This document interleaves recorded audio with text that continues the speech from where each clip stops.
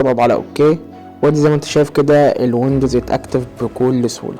طبعا لو رحت تاني على ماي كمبيوتر ضغطت على بروبست كده الخصائص، زي ما انت شايف كده الويندوز اتفعل بكل سهولة زي ما انت شايف.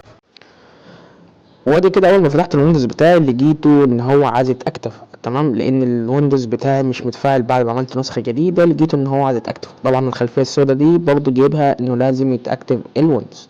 طبعا الطريقه اللي هوريها لك النهارده ان شاء الله هي طريقه فعلا روعه جدا، طبعا بدون اي سيريالات، تمام، من خلال اداة واحدة بس. وطبعا الاداء متاحة للجميع، تمام. برضو كده حتى لو دخلنا على ماي كمبيوتر كده ضغطنا على بروفيستي، تمام كده، او الخصائص، ونزلنا تحت هنلاقي ان الويندوز عاوز يتاكتف زي ما انت شايف كده، طالب انه يتاكتف. بعد 29 يوم هتلاقي ان الويندوز بتاعك قفل، النسخة قفلت.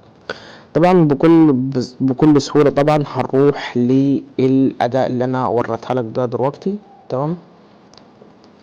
وطبعا الأداء دي زي ما انت شايف ادي ويندوز بتعمل تكتب الباسورد. طبعا الباسورد هتكتب 1 2 3 باللغة الإنجليزية، وبتعمل على اوكي، وهتلاقي ان فك الضغط اشتغل معاك بكل سهولة.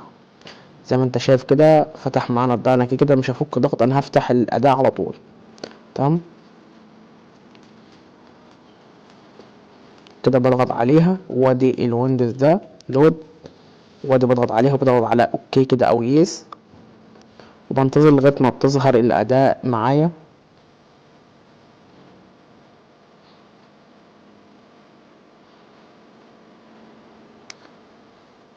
زي ما انت شايف كده الاداء ظهرت معايا اهي، زي ما انت شايف كده. كل اللي عليك انك انت هتضغط على كلمة انستول وبس كده، الاداء هتفعل لك الويندوز بكل سهولة. طبعا اول مره اشوفني ضغط لايك واشتراك القناه وفعل زر الجرس عشان يوصلك كل جديد. طبعا لو عندك اي مشكله في الويندوز او في تشغيل التطبيقات او البرامج او الالعاب على الويندوز، طبعا اكتب لي في وصف الفيديو، اكتب لي في تعليقات الفيديو اسفل الكومنتات تحت. بتجيلي رساله بضغط على اوكي. ودي زي ما انت شايف كده الويندوز اتاكتف بكل سهوله. طبعا لو رحت تاني على ماي كمبيوتر ضغطت على بروبست كده الخصائص، زي ما انت شايف كده الويندوز اتفعل بكل سهولة زي ما انت شايف. بعد كده بغير خلفية الويندوز عادي او اي خلفية انا عاوزها بغيرها عادي بكل سهولة.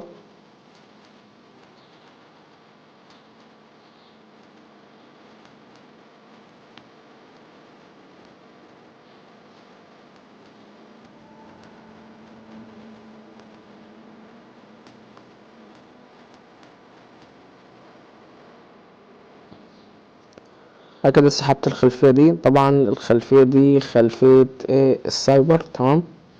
زي ما انت شايف كده الخلفية دي خلفية السايبر. طبعا هوريك كل مشاكل تشغيل الالعاب في الويندوز بتاعك او الكمبيوتر.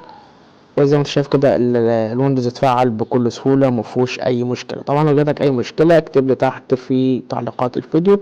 بس كده، السلام عليكم ورحمة الله وبركاته.